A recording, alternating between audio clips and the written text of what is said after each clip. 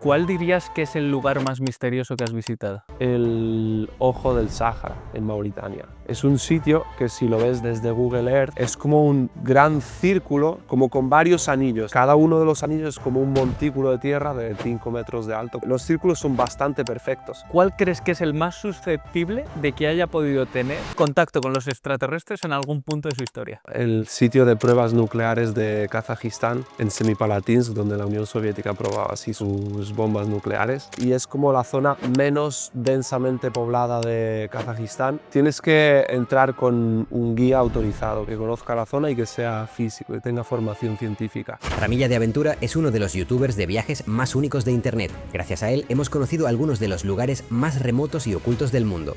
¿Cómo acabas visitando el Polo Norte en un rompehielos nuclear? Porque es la única forma de ir al Polo Norte, esa es la respuesta corta. Si cuesta acceder y poca gente va allí, entonces yo quiero ir allí. Todo el concepto del viaje se me hacía súper épico. Tener que salir desde Murmansk, que es la ciudad al norte de Rusia, la ciudad más grande del Ártico, también súper poderoso, y lo imponente que se ve ese rompehielos. Vas avanzando, vas escuchando el hielo partirse, luego miras por la borda y ves ahí esas placas de hielo de 1 metro, 2 metros levantarse a los lados del barco. En el puente de mando, una de las señales de emergencia, había una específica para emergencia nuclear. Te recuerda que hay una central nuclear empujando el barco. ¿Has sentido algo que pueda estar cercano a haber vivido una experiencia paranormal? Por la noche vi pasar como...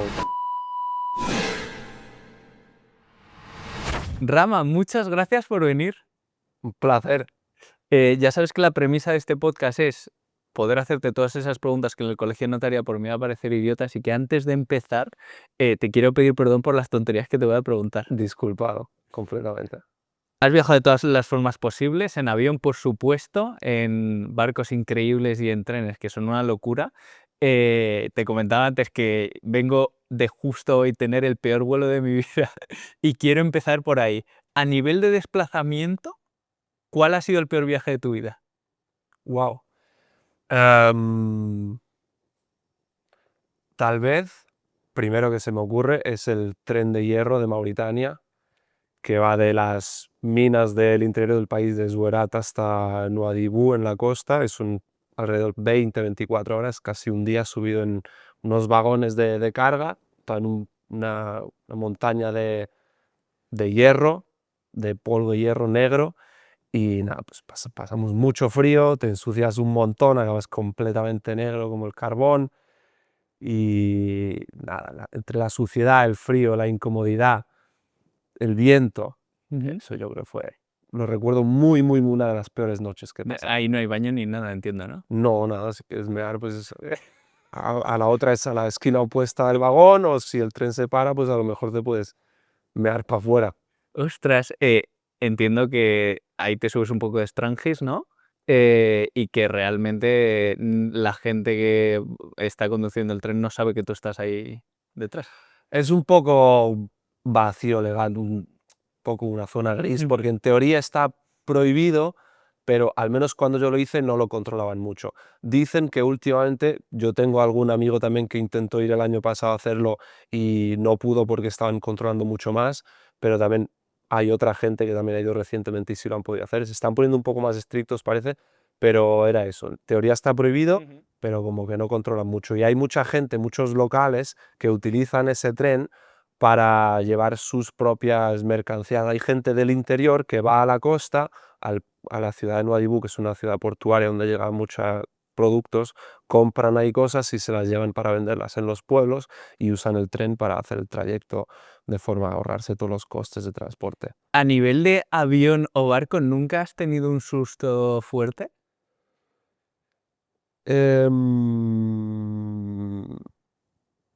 Tal vez en avión hace tiempo, cuando era más joven, también no había viajado tanto. Yo qué sé, las típicas turbulencias un poco más fuertes me asustaron, o nada más. Recuerdo una vez cuando tenía 17 años yendo a Bélgica, el avión nada más despegar, se agitó un montón y digo, hostia, ahora nos vamos a caer.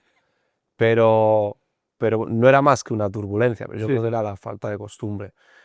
Después, en barco, cuando íbamos a Tristan da Cunha, este año el primer día fue de un oleaje muy fuerte y ahí lo pasé mal, de mucho mareo. Esa es otra respuesta que te podría dar para los peores trayectos. 2 mareos en barco muy fuertes que he tenido. Uno fue yendo a Tristán da Cunha, otro fue yendo a Islas Feroe. Pero sabía que no me iba a hundir. Claro, es más un tema de pasarlo mal en el Sí. momento que de miedo a que te vaya a pasar algo, ¿no? Sí.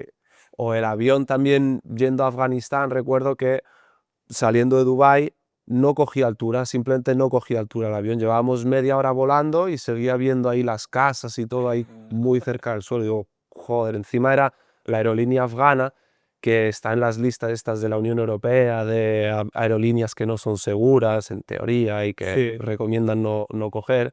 Y digo, buah, verás tú si a lo mejor no Que me toca a mí, ¿no? vamos a destino. Pero mira, al final llegamos. De todos los lugares que has visitado, ¿cuál es el lugar al que más te ha costado llegar? O bien por tiempo, solo por tiempo, Tristán da Cunha, Ujú. porque son 17 días en barco estuvimos. 17. 17 días en barco. Sí, yo creo que ese sí, ese es el que más me ha costado llegar. Es la isla más remota del mundo, la isla habitada más remota del mundo. Entonces, la comunidad, el pueblo más aislado del mundo y por ende, pues sí, no tiene aeropuerto, es una pequeña isla donde viven 200 personas, en un pueblo que se llama Edimburgo de los Siete Mares y la única forma de llegar es en barco. Lo más cercano, la tierra más cercana que tienen es Sudáfrica, Ciudad del Cabo, que queda a 2000 y pico kilómetros, pero bueno, ese barco es un barco de mercancía para llevar los suministros a la isla y tiene capacidad para llevar a 10, 12 personas. Las plazas se agotan súper rápido porque primero tienen que ir los habitantes de la isla, familiares, funcionarios, etc. Y la única otra opción que te queda son 1 o 2 cruceros turísticos que hay anuales que hacen una parada en Tristán da Cunha y suelen salir de Ushuaia, del sur de Argentina. Y entonces desde ahí pues la distancia es todavía mucho mayor. Y entonces eso, estuvimos 17 días navegando, con una parada en Georgia del Sur, que fueron 2 guay. días, pero entonces solo de navegación son 14 o 15 días para llegar a Ostras. Tristán da Cunha. ¿Y cómo es pasar 14 días en el océano? Es extraño porque al final llegas a aburrirte un montón, pero el tiempo es como una realidad paralela. Por suerte iba con un amigo y lo comentábamos. Era un barco pequeño, éramos 100 personas, lo que para un crucero es bastante poco, pero eso era como estar completamente aislado del mundo porque apenas había internet, sí que tenía Starlink y entonces cada uno teníamos como 1 giga de internet al día, se agotaba abriendo Instagram un momento y viendo un vídeo de YouTube. Y eso si no había mal tiempo y no funcionaba la recepción por satélite. Entonces era como que era cómodo porque, bueno, era un barco cómodo, con nuestros camarotes, 3 comidas al día, estábamos bien cuidados, pero después eso era muy pequeño. O sea, al final el barco, al segundo día te lo conocías entero, em, y no había mucho que hacer. Pero a la vez, no sé, como no recibías noticias del Sí, un poco exterior, era efecto como campamento, ¿no? tal cual. Sí, sí, sí. Y había gente que lo decía, esto es como un campamento para personas adultas, que en verdad esa sensación es guay. Ya ves. Y luego algún día te pilla niebla y tienes 2, 3 días de niebla y no ves ni siquiera a 10 metros más allá de la borda del barco. Entonces es completamente como estar en, no sé, una realidad completamente paralela y completa, como en una nube, aislado del mundo, pero con tu pequeña comunidad ahí de confort, ¿sabes? Ya ves. A mí me flipa Tristán da Cunha porque desde pequeño es como el típico punto que ves en el mapa y flipas, dices, pero ¿realmente qué hay aquí? ¿Qué fue lo que más te impresionó de Tristán da Cunha? Yo creo que lo contentos que están la mayoría de su vida ahí y la poca necesidad que tienen de escapar o de irse a otro sitio más civilizado a vivir. Casi todo el mundo que le preguntamos, si no todo el mundo, decían que estaban a gusto ahí y que se veían pasando sus próximos años o el resto de su vida ahí. Incluso gente joven, chavales de 17, 18 años, les preguntamos, y por si tenían ganas de ir al extranjero, de cambiar de vida, diciendo, sí, tengo ganas de ir a estudiar, seguramente iré a Reino Unido o a Sudáfrica a estudiar, que es lo que hace mucha gente, pero luego quiero volver. Sí que es verdad que a lo mejor podrías pensar desde esta visión más nuestra occidental de, vale, seguro que están queriendo escapar en cualquier momento y no, la realidad es que... Están muy a gusto ahí con su vida súper tranquila, se conocen entre todos y nada, sin muchas preocupaciones. Mucha gente se dedica tiene su huerto, un poco algunas cabras, unas vacas, a la pesca y con eso es un poco economía de subsistencia. Después el barco llega una vez al mes con cosas del exterior, con más importante y ya está, y con eso vive. ¿Qué visión tienen ellos sobre el mundo respecto a nosotros? ¿Vistes muchas diferencias?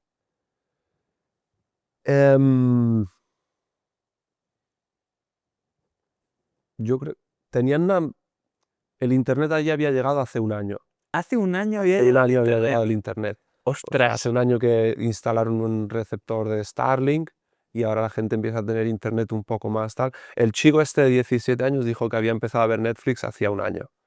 Y antes de eso creo que tenían cobertura, pero era, no sé, el típico internet este que te tiras 5 minutos para mandar un mail. O sea, que no te sirve para nada.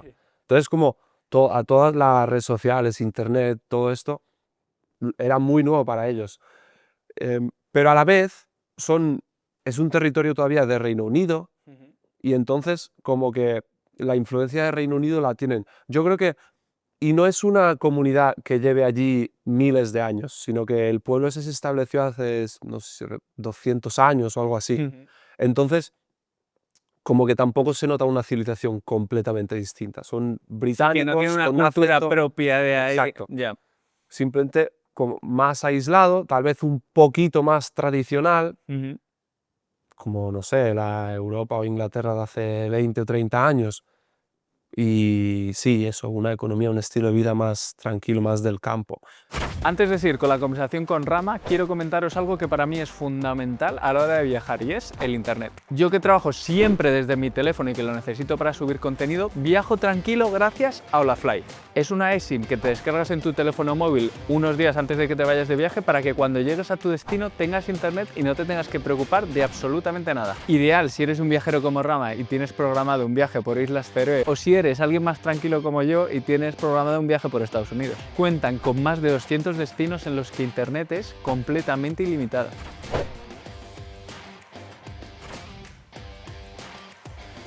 Además, utilizando el código CHAOLAFLY tienes un 5% de descuento y apoyas al canal.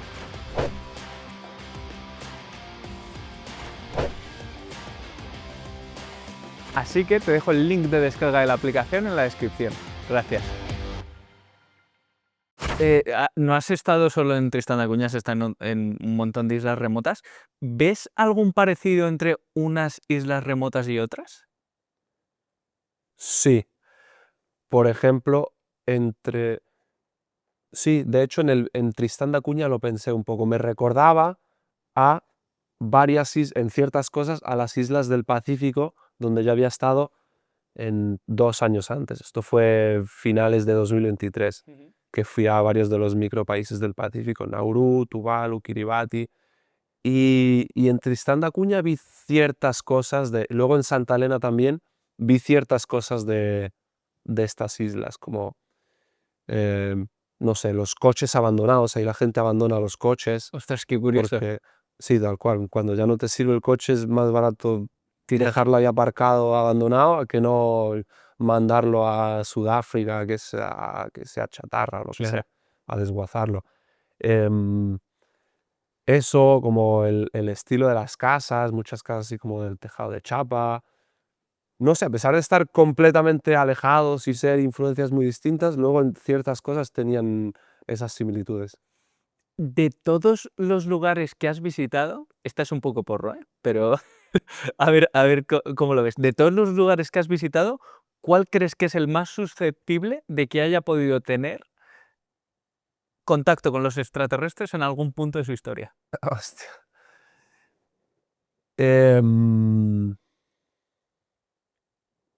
Por decir uno, ¿cómo se llama? El sitio de pruebas nucleares de Kazajistán, en Semipalatinsk, donde la Unión Soviética probaba así sus bombas nucleares. Se me ha venido por, no sé, ser un sitio así en mitad del desierto. Diferente, ¿cómo es? ¿Cómo es? Pues es el desierto. Kazajistán es en buena parte desierto y es una parte del desierto súper vasta, súper árida, y es como la zona menos densamente poblada de Kazajistán y una de las menos pobladas de la antigua Unión Soviética, que por eso eligieron esa zona para montar ahí el centro de pruebas nucleares. Y nada, es que no hay mucho, es todo plano y desértico. No de arena, simplemente muy árido. ¿Tú ahí tienes acceso a todos los lugares o sigue estando limitado de alguna manera? Tienes que entrar con un guía autorizado que conozca la zona y que sea físico, que tenga formación científica. Y bueno, pues tienes que ir con ellos porque luego en algunas partes, no toda la zona es como muy radiactiva, pero hay algunas partes, especialmente cerca del Atomic Lake, el lago atómico que hay, fue un lago que se creó con la detonación de una bomba. Ahí sí hay un poco de radiación que podría llegar a ser dañina y te tienes que poner traje antirradiación y te lo tiene que poner alguien que sepa y va con un de estos medidor de radiación. Luego luego visitas otro pueblo que se llama Kurchatov, que también solo puedes entrar si vas con un guía, con alguien autorizado. Era un pueblo cerrado en tiempos de la Unión Soviética, no aparecían los mapas incluso. Es un pueblo que se creó ahí desde cero y vivían básicamente toda la gente que trabajaba en el proyecto atómico de la Unión Soviética. Los ¡Ostras! científicos, militares y familiares. Y entonces ahí había de todo, había escuela, había supermercados, había teatro, había casa de la cultura, todo para las familias que vivían ahí. Y quien vivía ahí pero era un proyecto de alto secreto. O sea, solo sabían de su existencia la gente más importante y la gente que trabajaba ahí y las familias. ¿Y ahora queda un poco abandonado o sigue teniendo...? Ahora está bastante abandonado, sigue teniendo gente, pero a lo mejor ha perdido el 80% de la población. No me acuerdo exactamente de los números, pero si ahora son 10.000 habitantes, pues antes serían 50.000 o 60.000. Y hay muchos bloques enteros abandonados, se ve bastante decadente, pero sigue habiendo ahí una comunidad, bueno, que sigue haciendo su vida normal y corriente. Y están tratando de revivir un poco el pueblo. Ahora como que Kazajistán está haciendo esfuerzos un poco en ese pueblo, tienen su instituto de investigación nuclear en ese pueblo para volver a darle un poco de vida. A nivel, yéndonos a la parte de misterio, ¿cuál dirías que es el lugar más misterioso que has visitado? El Ojo del Sáhara, en Mauritania. Es un sitio que si lo ves desde Google Earth o el Google Maps en visión satélite, es como un gran círculo, como con varios anillos, ¿sabes?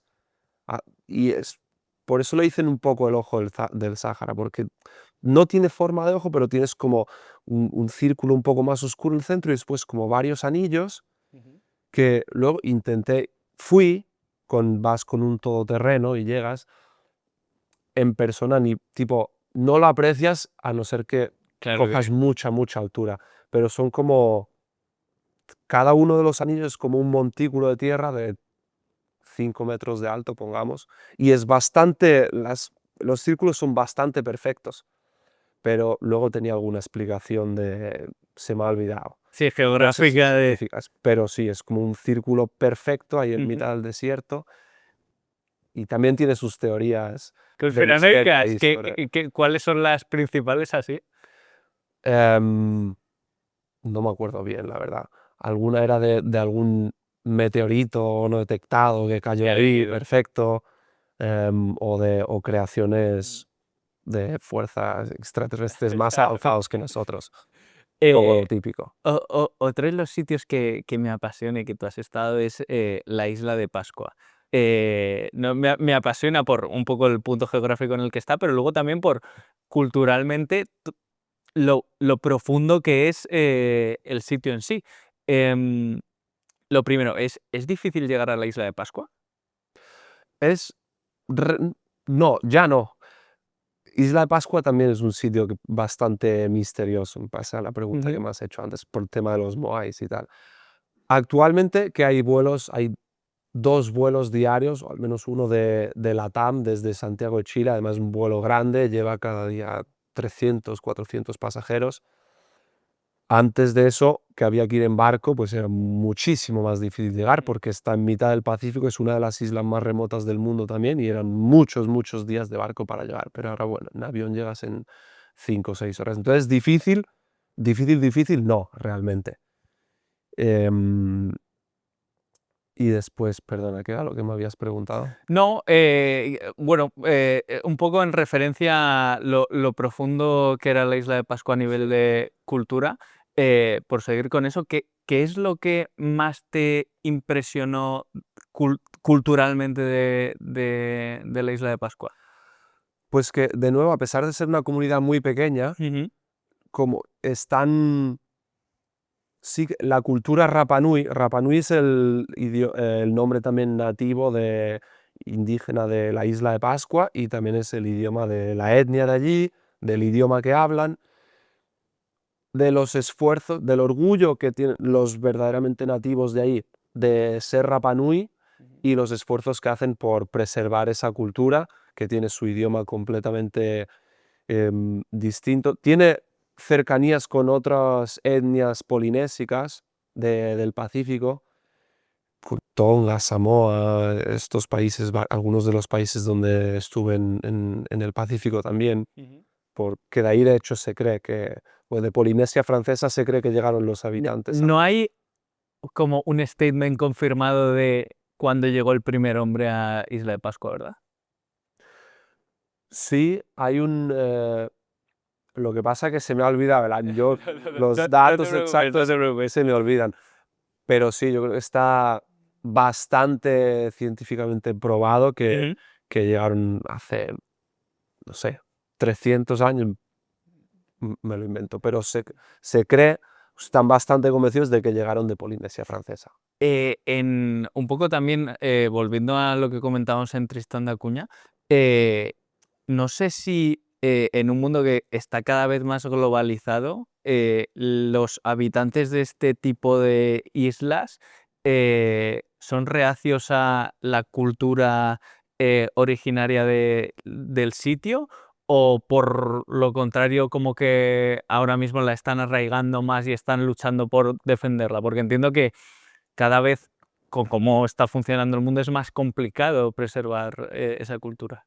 Sí, definitivamente es mucho más complicado, en Ujú. muchos sitios se está perdiendo, pero yo creo que en muchos sitios este tipo de sitios se están dando cuenta de esta tendencia y están recuperando ese orgullo de ser lo que son y esfuerzos por preservar su cultura y su etnia y lo que son básicamente.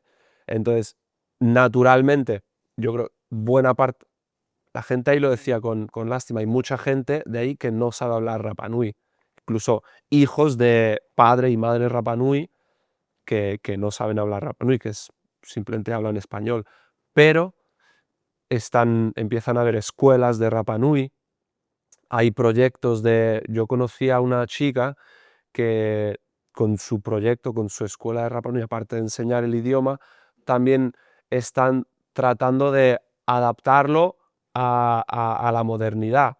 Es decir, hacer el Rapa Nui un idioma que puedas escribir en un teclado, crear palabras en Rapa Nui para conceptos que no existían antes, que son Ostras, claro. conceptos me dijo ella, montaña rusa. Montaña rusa no existían, no hay, nunca ha habido en Isla de Pascua, pero se sientan entre varios viejos, Ujú. sabios de la isla y lingüistas y dicen, vale, a ver, ¿cómo le podríamos llamar a este concepto en Rapa Nui? Así lo discuten y dan con palabras para estos Qué guay. conceptos, por ejemplo. ¿Qué fue lo que más te impresionó de la Isla de Pascua?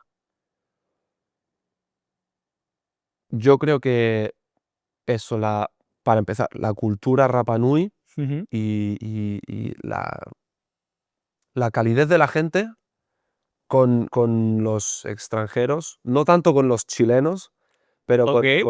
con los extranjeros que vienen a visitar la isla. Y eso, las ganas de preservar lo que son y después también la naturaleza y los moais. Qué guay. ¿Los moais son muy grandes en persona? Hay de todos los tamaños, pero los más grandes son muy grandes. Son 20 metros de Moai. Qué locura. O sea, es que estas son las cosas que yo creo que culturalmente eh, me alucinan de la isla de Pascua. Cómo hace tanto tiempo en un sitio tan remoto pudieron hacer algo así que...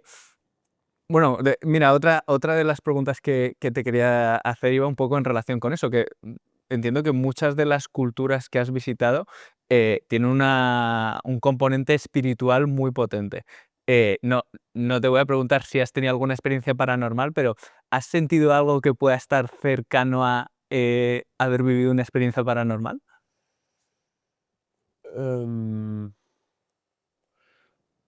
sí, pero esto no fue en ningún viaje. O sea, fue Esto aquí, ¿no? fue, esto fue en mi pueblo en verano, cuando de repente, pues yéndome a dormir en el cortijo, por la noche, pues vi pasar como eran rollo 10 luces por el cielo, perfectamente alineadas, con la misma distancia exacta entre una y otra, y a una velocidad, no era un satélite ni un avión porque era un poco más lento, y después como en mitad del cielo había un punto en el que pasado ese punto como que se iban apagando. Llegaba la primera, llegaba a este punto, pum, se apagaba la luz. La siguiente como que desaparecían pasado ese punto. Luego hay alguna gente que se lo conté y me dijeron, ah, esos son satélites de Starlink, que yo que sé, como cumplen buena parte de la descripción, pero en aquel momento no lo sé y dije, ¿qué coño? Que acaba de pasar, ¿no? Sobre todo por la cosa de que de repente no se cruzaron todo el cielo, sino que había un punto en el cielo en el que pum, se apagaba. O sea, bien, qué pena que no te pasase precisamente en un sitio Sí. de estos, ¿no? Porque hubieses ya flipado en cojones. Claro. Total. Y vivías en tu y se ha quedado también. Has conocido eso, 1000 culturas de todo tipo. ¿Cuál es la tradición cultural más extraña que has conocido? Uf, igual se me ocurre en Birmania, en Myanmar, las mujeres que se ponen aros en el cuello para alargárselo, le dicen las cuello de jirafa, entonces puedes ir por el país y encontrarte con mujeres que tienen, pues eso, aros metálicos en el cuello y para alargarles el cuello, porque como en sus cánones de belleza, pues cuanto más largo sea el cuello de una mujer, pues más guapa es. ¿Y se sigue manteniendo en la actualidad?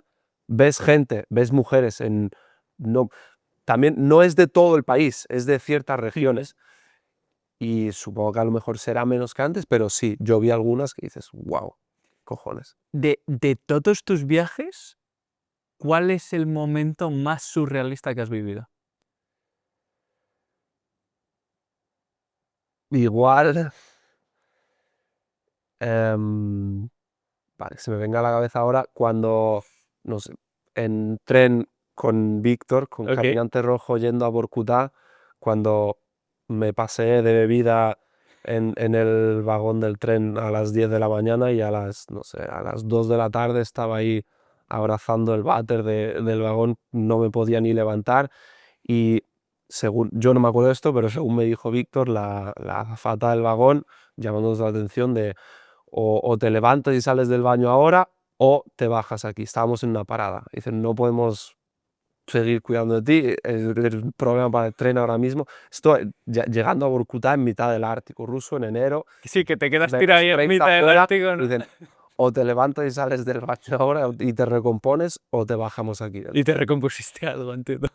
No me quedó otro. Me levantó, me dijo Víctor, venga, va, ponte la camiseta, te levanto en brazos y te llevo a dormir a la cama. ¿Recuerdas que bebiste? Sí, era vodka. Y Vodka. después de esa borrachera, ¿has vuelto a poder beber vodka? Sí, sí, pero Pero te costó inicialmente los poder. primeros, sí, sí, sí, sí. A nivel gastronómico, ¿qué es lo más raro que has comido? Tal vez, también hay varias, pero por ejemplo en Yakutia, en Siberia, tienen un plato, una ensalada, le llaman la ensalada indigirka, que es básicamente pescado crudo, congelado, lo trocean así en cuadraditos bien Ujú. pequeños y después le ponen cebolla también troceada, perejil, aceite y ya está. Es una ensalada básicamente a base de pescado congelado. Está bueno. No, está No, tú que habrás probado absolutamente todo tipo de gastronomías, ¿no te sienta muy mal la comida?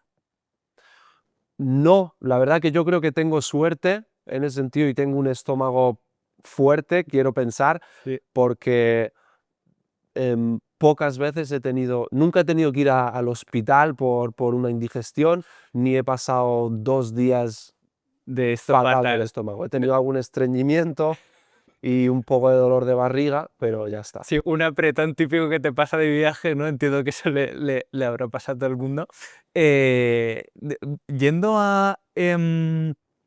otra vez a todas las personas que has conocido gracias a tus viajes, ¿quién dirías que es el personaje más increíble que has conocido? Wow. Increíble en el sentido de diferente de, ostras, alguien que conociese y te dijese, ostras, es que parece sacado de otro mundo. Se me ha venido a la cabeza un taxista en las Islas Feroe, a ver si me acuerdo el nombre. No me sale el nombre. Pero era en una de las islas más pequeñas. Es una isla donde, un poco conocida por una caminata especial que tiene, que llega a un acantilado con unas vistas de la hostia, pero es una isla donde solo se llega en ferry desde la isla vecina. Tiene un pueblo con 20 habitantes, 20 habitantes. 20, 50, por Sí, ahí, sí, muy poco. muy pocos. Y, y bueno, pues ese taxista, no sé, era súper divertido hablar con él, hablaba muy bien inglés, estaba casado con una filipina, porque hay muchos feroeses casados con mujeres filipinas, es otra curiosidad de las Islas Feroe, y me llamaba la atención, no sé, como la realidad de él también es como súper distinta a la del resto del mundo. Me acuerdo que le preguntábamos le encantaba su trabajo de taxista, pero solo en esa isla, solo trabajaba en esa isla, que básicamente es una carretera tendrá 15 kilómetros de una punta de la isla de donde te deja el ferry hasta el pueblo y vuelta. ¿Y cuántos clientes tienes? Y Sí, yo. bueno, pues los turistas que van llegando Ah, a bueno, cogerlo, claro. o bueno, la gente del pueblo también que tiene que ir a coger el ferry. Pero después le decíamos si había estado en Tórshavn, que es la capital, son 20.000 habitantes en la capital. Y decíamos, ¿has estado en Tórshavn? Decía, uff, horroroso. Digo, nunca quisiera conducir ahí. Es una ciudad o pueblo con un semáforo. Y, y decía, no, sería mi peor pesadilla tener que conducir en Tórshavn.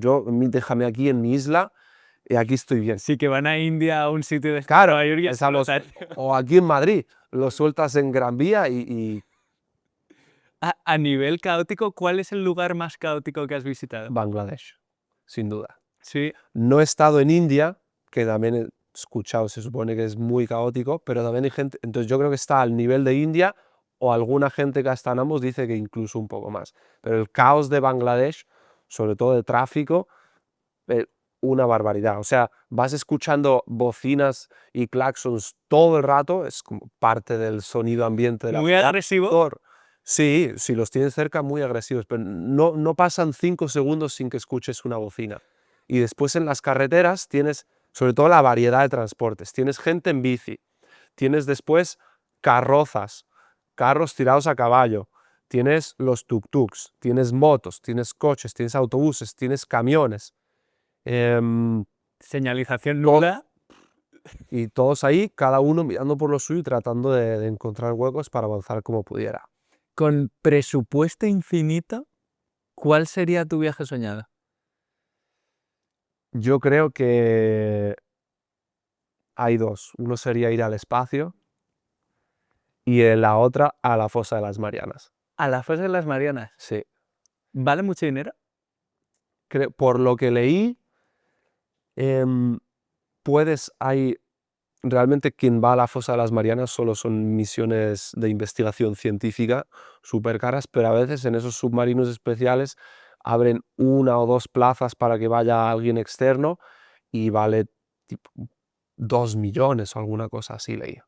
Esto no es información súper, pero por ahí. Pero, ¿alguna vez has estado cerca de la muerte? Tú que has estado en países en guerra, pero claro, luego has estado en tantos sitios que no sé si has bordeado la muerte en otros lugares que a lo mejor no te imaginarías. Sí, esta también es otra pregunta que me preguntan todo el rato Y luego, realmente, momentos de tensión, muchos, pero de verme cerca de la muerte de viaje, no recuerdo ninguno en concreto. Excepto, no está grabado, no es ninguno de mis vídeos, pero 2 veces haciendo surf, una vez en Maldivas y otra vez en Marruecos, pues lo típico de te caes de una ola bueno, pensar que a lo mejor me ahogaba ahí, porque te aguanta debajo del agua en la lavadora mucho rato, o lo que parece mucho rato, Sí y que se pasa tal fatal y- sensación de necesitar aire que digo, en cualquier momento me quedo inconsciente y me quedo aquí. Sí, de esto que sales al final, como en el último que te quedaba, Sí, respira. sí, sí, tal cual, todo rojo ahí. ¿Y cuál es el momento de más tensión que has vivido? Yo creo que en Afganistán también, en alguno de los checkpoints de talibanes, casi todos, Afganistán, al menos cuando yo fui, hacía un año que habían entrado los talibanes al poder y hay checkpoints todo el rato por la ciudad, te van parando, te van viendo, te piden el pasaporte, pero la mayoría, el 90% de los casos, súper sencillos e incluso amigables. Pero después alguno bastante de noche, entre ciudades, y nos tocó el típico talibán que no era, bueno, no era tan amigable, por no decir que era No era tourist muy friendly, borde, ¿no? y empieza a hacer muchas preguntas, nos abrió el maletero, revisó todo el equipaje. Habíamos comprado por la gracia una bandera Afganistán, la nueva bandera talibana de Afganistán, la llevamos doblada al fondo de la maleta, se enfadó porque estaba doblada al fondo de la maleta en vez de extendida sobre el maletero del coche. Después le preguntó, el guía llevaba todo el dinero que nosotros le habíamos pagado en efectivo, preguntando qué era todo ese dinero, de dónde venía, no se creía que era lo que le habíamos pagado al guía. Todo esto mientras estás rodeado de 2 o 3 talibanes con su ametralladora. Y dices, joder, verás tú, si aquí alguno de estos, por lo que sea, Por hacer no le algo no ganas se bien, claro, es entera. un problemón, porque estás ahí. O también en Afganistán, por un momento pensé que había perdido el pasaporte y ahí también lo pasé fatal, porque bueno, en Afganistán sin pasaporte, imagínate que pierdo el pasaporte, Claro, no ¿qué sé cómo haces? sales, solo te queda salir de intentar escapar del país de forma ilegal, porque no hay ninguna embajada ahí. No, Nadie que te vaya a expedir un pasaporte de emergencia o cualquier cosa. No había, en ese momento no había ninguna embajada ahí. ostras, no hay ni de estas que pasan en algunos países de África, no hay embajada española, pero hay consulado de no sé qué. No sé si algunas embajadas habrán vuelto ahora, pero en aquel momento no había ninguna embajada extranjera en Ostras, el país. iría con un miedo de no perder el pasaporte todo el rato, ¿no? Sí, y luego resulta, se lo habían quedado en la recepción de hotel. O sea, estaba en la recepción. Ostras, qué Bueno, yo miedo, buscándolo como un loco, pero estaba en la recepción de hotel. qué miedo. Eh, ¿Alguna vez no te han dejado entrar en un país? No, que no me hayan dejado entrar, no, pero de pero sí me han echado del Sáhara Occidental a principios de este año. Y si ahora fuera, dudo que me dejaran entrar. Me da mucha curiosidad el Sáhara Occidental porque es un país, bueno, no sé el término exacto, pero ostras, hay muchos saharauis en España y yo creo que hay una conexión bastante especial. ¿Cómo es la situación del Sáhara Occidental ahora mismo? El Sáhara Occidental fue la última colonia de España hasta el 75 y el problema viene de que el proceso de descolonización quedó incompleto y cuando España tenía que haberse retirado y iban a hacer el referéndum para que los saharauis determinaran su futuro, pues sucedió la Marcha Verde después de algunas maniobras un poco que no se sabe del todo, pero un poco turbias de Estados Unidos, Francia y España, pues al final España acordó con Marruecos y Mauritania que les cederían el Sáhara contra la voluntad de los saharauis y luego fue la Marcha Verde, la invasión del Sáhara por cientos de miles de marroquíes a pie. Y desde entonces, pues básicamente ahora el territorio del Sáhara Occidental está ocupado por Marruecos y buena parte, por lo menos la mitad de los saharauis están exiliados, tuvieron que huir y están viviendo en campos de refugiados al sur de Argelia, en el desierto, y esperando, luchando porque eventualmente se les conceda lo que durante tantos años se les ha prometido, que es el derecho de Sí, autodeterminación, un el referéndum que para... puedan decidir si qué estatus quieren tener, si quieren ser un país independiente o formar parte de Marruecos con cierta autonomía. Y entiendo que ahí lo que no quería Marruecos es que tú contases qué está pasando. Claro, Ok.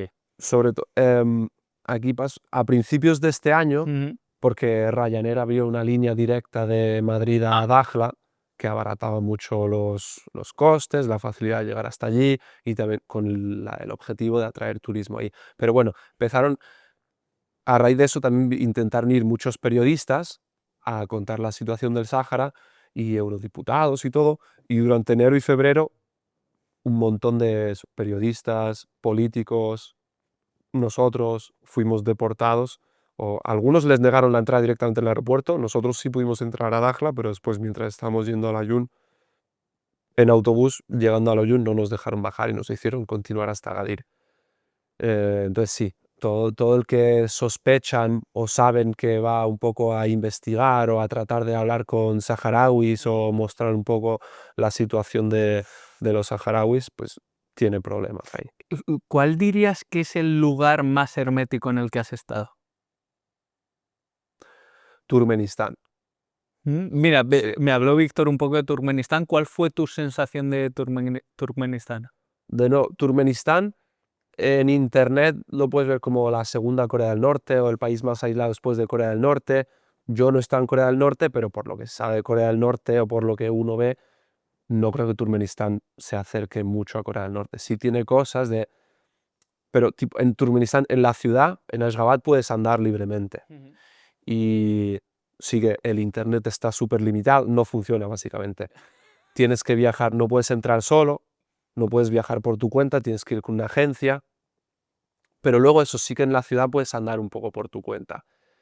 Em, También la dificultad para hablar con... Te dejan hablar con los locales. Yo he escuchado que es muy difícil hablar con los norcoreanos de a pie por la calle, pero en Turkmenistán sí que puedes.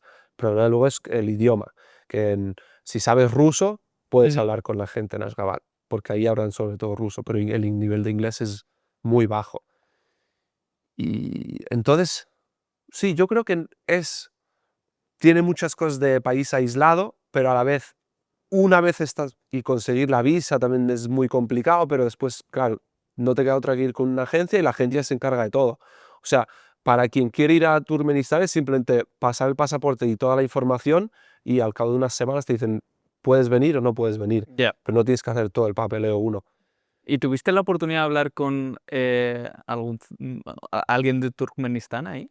Sí, un poco, algunos que chapurreaban un poco inglés o yo un par de palabras de ruso que sabía en aquel momento, pues algo podías. ¿Te dio la sensación no sé qué visión tienes tú, pero crees que son conscientes de su situación respecto al resto del mundo? Yo creo que hasta cierto punto. ¿En qué No, sentido? pues porque saben cosas del resto del mundo. O sea, hay cosas que les llegan, lo típico. Les dices que eres de España y te preguntan por el Barça o el Madrid, o de repente tienen referencias de películas de Hollywood, o saben dónde está Estados Unidos, conocen Europa. Entonces, algunas cosas sí que les llegan. Y creo que, yo no fui a ninguno, pero creo que hay como algunas cafeterías, cafés de internet, donde pueden tener cierto acceso a internet. Y los locales sí que pueden tener acceso a internet. Los extranjeros no podemos comprar una SIM local para tener internet. Ok. Esa es otra de las movidas, bueno, simplemente no puede. Existen operadores de telefonía y SIMs con internet, pero los extranjeros no pueden acceder a una, o es muy, muy, muy complicado.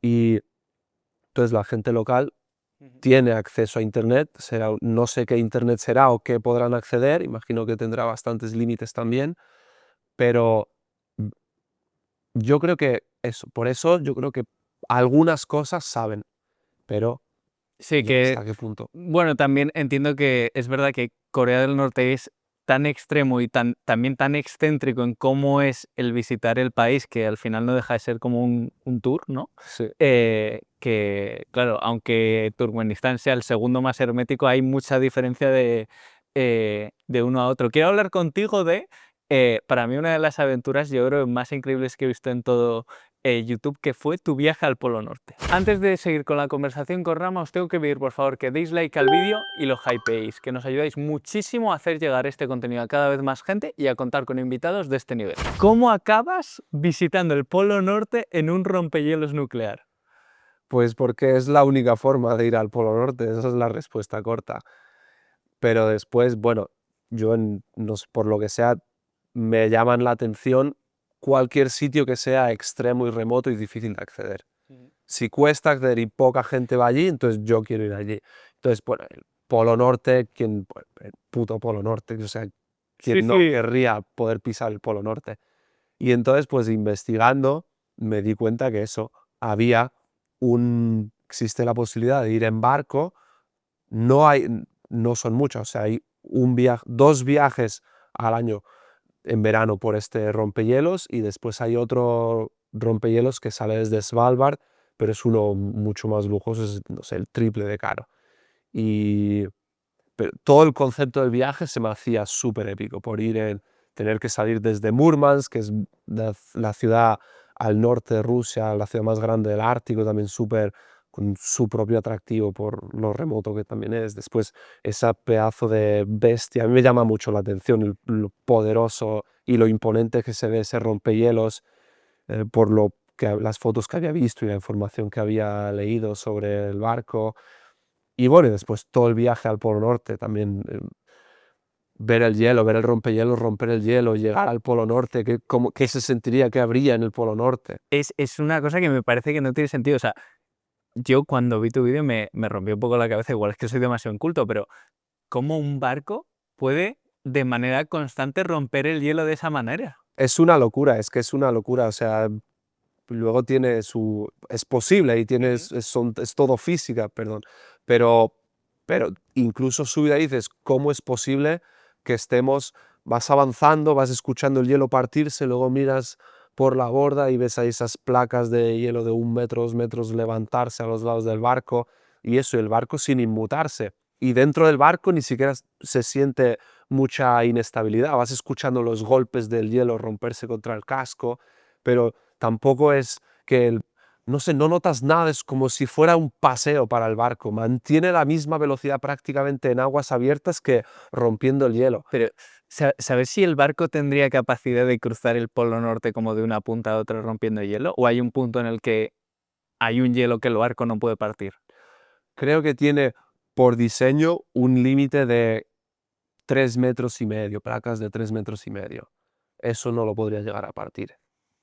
Creo que se propulsaba con energía nuclear, ¿puede Sí, ser? en efecto. Al propulsarse con energía nuclear, ¿había muchas más medidas de seguridad que en a lo mejor otro tipo de viajes en barco?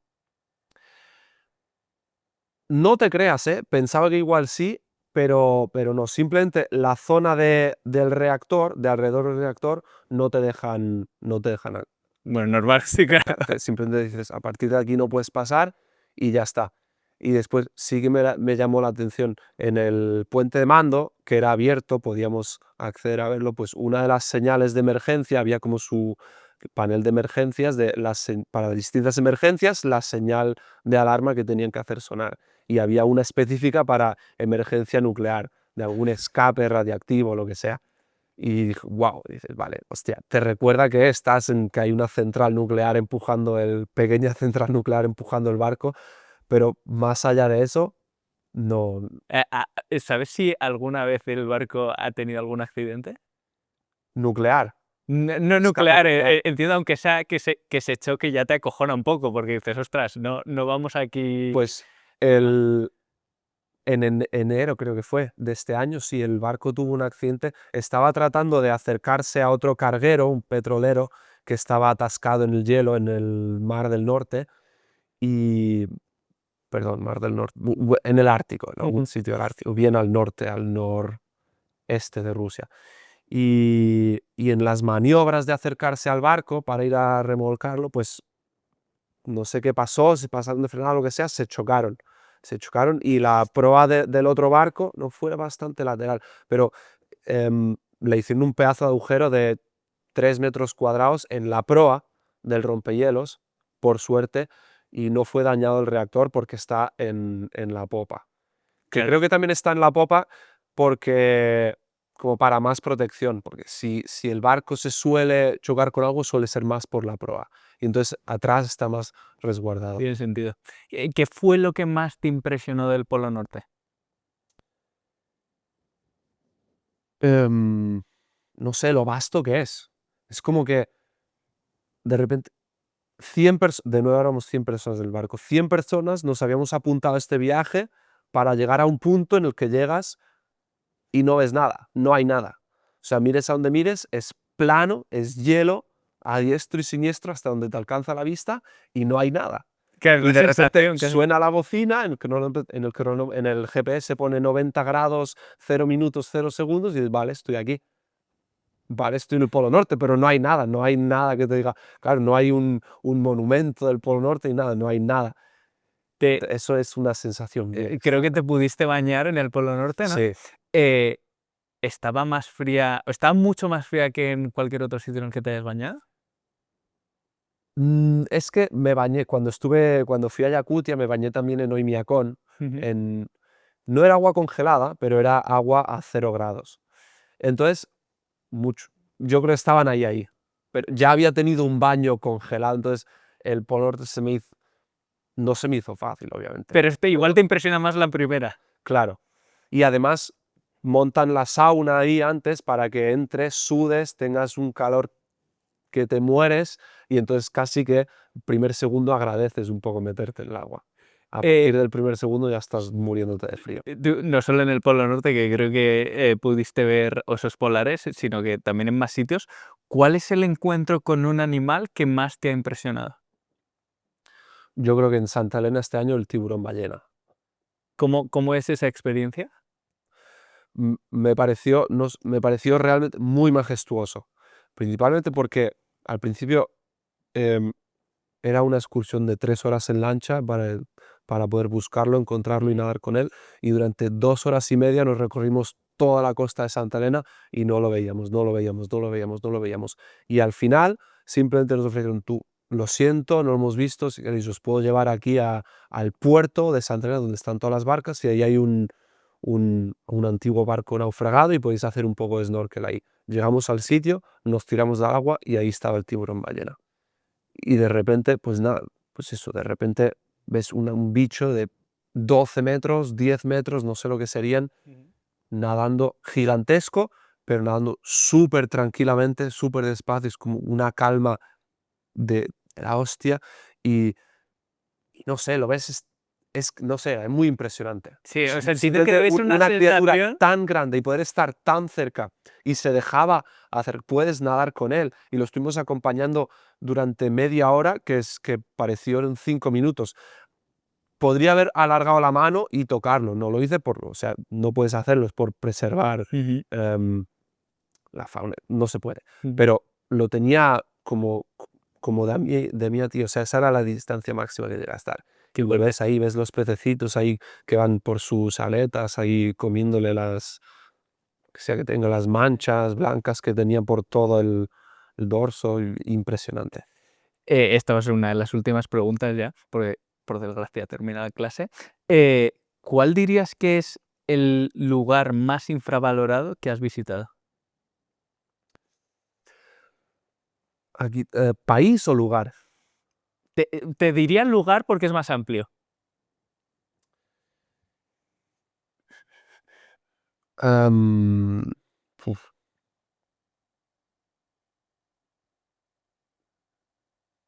tal vez diría Oymyakon. Sí. Sí, porque bueno, prácticamente nadie va allí, pero después el sitio es espectacular, o sea, es súper extremo, pero no sé, es una experiencia de la hostia, no sé. También fue mi primer gran viaje que hice solo, em, también luego fueron los primeros vídeos que viralizaron mi canal y todo, pero no sé, no sé ni cómo describirlo, pero me parece espectacular ese lugar. Y también entiendo que el componente sentimental. Sí, ahí yo creo que suena- el componente sentimental tiene un montón de puntos ahí. Suena el timbre ya con esta pregunta. Terminamos. ¿Cuál es el mejor consejo que te han dado y quién te lo ha dado?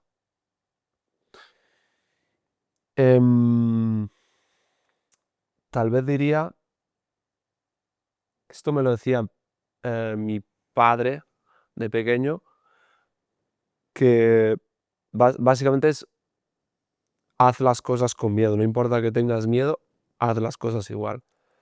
Él me decía en catalán, porque él es catalán, agafa la por de la maneta, es coge el miedo de la mano y hazlo. Y yo creo que, y se puede ampliar un poco a no esperes a las condiciones perfectas para hacer lo que quieres hacer, simplemente hazlo. Yo todos mis viajes al principio me fui con miedo, me hubiera querido ir con amigos y me tuve que ir solo porque no tenía gente para acompañarme o por lo que sea. Sitios que me daban miedo. El primer viaje a lo mejor que hice fue Interrail en verano con un amigo por Europa. Y me fui no con miedo, pero bastante nervioso. Luego me fui con miedo cuando fui por primera vez a República Checa. Luego, pero así vas ampliando, vas haciendo las cosas y vas ampliando tu horizonte de confort y como te notas que, hostia, que no es tan terrible hacerlo aunque a priori las condiciones no fueran perfectas. Entonces simplemente no esperes a no tener miedo, hazlo con miedo, no esperes yo que sé, a tener un grupo de amigos con el que ir, vete solo o busca gente en el destino, no sé. Simplemente no esperes a tener las condiciones perfectas como da el que tú salto. esperas, hazlo y ya está. Y luego la satisfacción también es mucho más grande. Pues Rama, muchas gracias. Nada, un placer, espero que os Está haya genial, gustado. está genial, está genial.